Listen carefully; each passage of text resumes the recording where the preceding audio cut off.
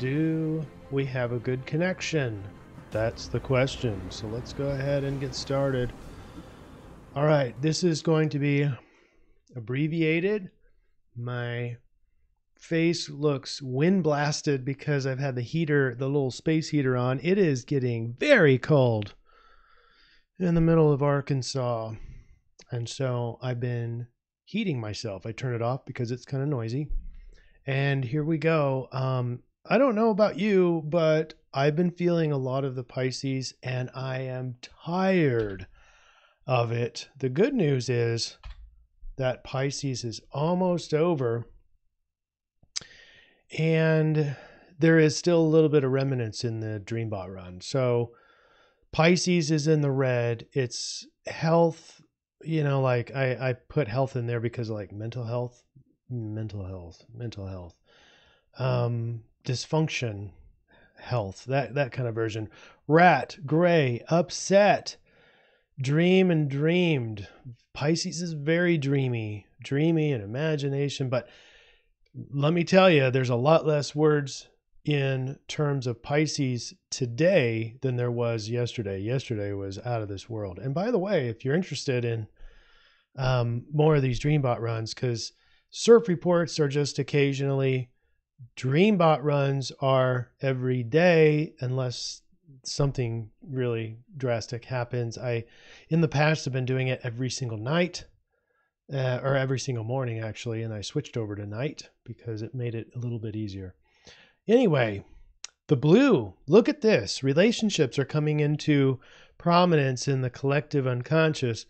Ask, conversation, funny, tells, friend, universities.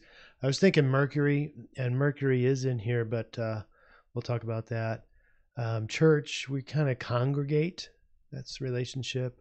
And then the word relationships, apartment, they're kind of connected right together. So blue is the relationship and connection. And then I threw in time. And so I'm realizing now that when I went through the astrology, because I did this in a hurry to get this out, I couldn't find anything having to do with time. All right. So let's look together in the astrology to see where time is. This is tomorrow's the 8th. This is Friday. I'm making this video for those of you who are seeing it later on the evening of Thursday, the 7th. So 8th is tomorrow. And we start off with the healing meme. Remember health? Mental health in particular. Moon goes conjunct with Chiron. And so we're seeing dramatized emotions. Your deepest wounds are coming out. There's awkwardness with real emotions. So it'd be kind of like, I'm not mad. That kind of thing. Maybe a bottomless pit, lack of satisfaction. But overall, there's a potential for healing. This is the getting it all out, that kind of thing. Then later in the evening, there's an unfortunate square between Moon and Venus. And this is the increased need for pleasure and carelessness. If you've already got a relationship that's kind of misunderstood, or maybe there's an addiction on one side, this has a potential. This weekend has the potential, as you'll see on the 9th, to roll into the next day another square, and these addicted relationships are ending or have a high likelihood of ending. You might be careless and moody, potentially sad. Again, we're on the 8th again. So there's a lot more. I mean, even though we're getting close to out of Pisces, the tropical Pisces, we're getting a lot more of this same crap. And so we've got the solution for you. All right. And it's going to be getting in line with the stars. But let's talk about Saturday. Saturday is, oh gosh, I didn't put the square in there. Sorry. This is an invalid slide, but the relationship is correct. The Moon square Saturn. And with that, the Saturn's kind of the ideal, and we're kind of like missing time. This is where the time thing comes in. We're missing time. We don't have enough time. This is where you're misunderstood big time. You have difficulty connecting with other people.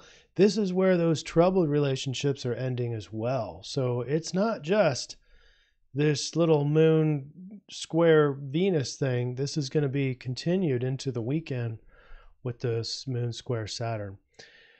The influence on the moon is Aries. So this is really going to be conflicted with a square. You've got the fire energy wanting to go, but you've got the hurdles and the time restrictions from Saturn with the square. So good luck. Good luck on Saturday, but we've got the solution. Remember, here's the solution, and I'll let you read it. It's due. This is, sorry, I don't have the National Dream Center version because I just ran out of time. I've really got to get to bed. I had a hard day, long day, tired. But on tomorrow and Saturday, so Friday and Saturday, do transcend the material world, but don't escape your emotions.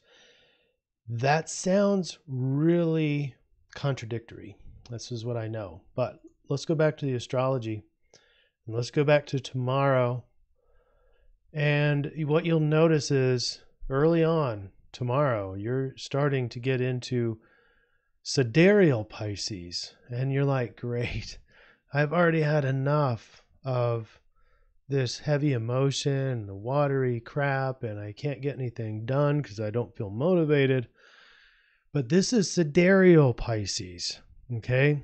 And our hypothesis is that getting aligned with the stars, just like Sidereal is, then all your solutions are met. In other words, you're fine-tuning your actions and behaviors in accordance with the stars. And so thereby, you're maximized on the energy. So if tropical's the influence, the solution is Pisces. I see this in my own personal life. So I'm tropical Aquarius, but in Sidereal Capricorn. So my influence is to be flighty, and my mind is always creating new things and always thinking of the future and change and disrupting old patterns. But yet I find that if I'm not achieving goals, i.e. Capricorn, then I'm feeling amiss. I'm feeling anxious. I feel like I'm missing something. So very important to get in alignment with the stars. So the 8th and the 9th, your goal is to be compassionate. This is bringing out the best of your Pisces, being compassionate to other people, being compassionate to yourself. Egoless transcendence. This is the spiritual realm. To transcend the material without avoiding your emotions.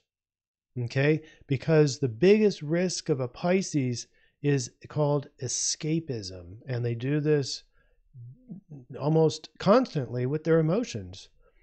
They have them, they're strong, they're stronger than normal, and they want to escape those. And so they get into this escapism mindset. So watch out for that. Be in your emotions. Allow your emotions to be there. Don't get lost in them.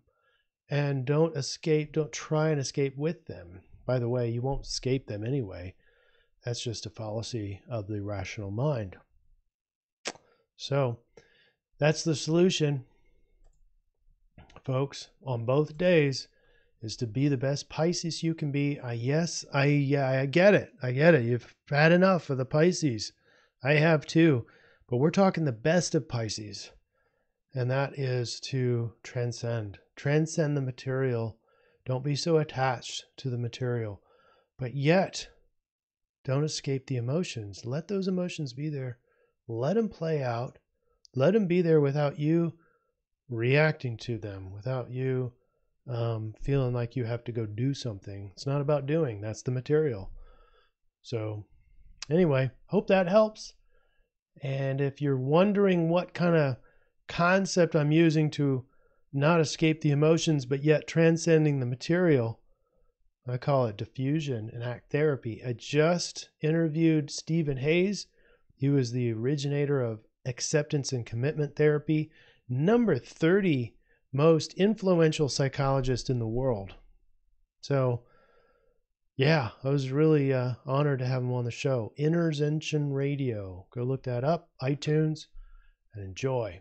Enjoy your weekend being the best Pisces you can be. Take care.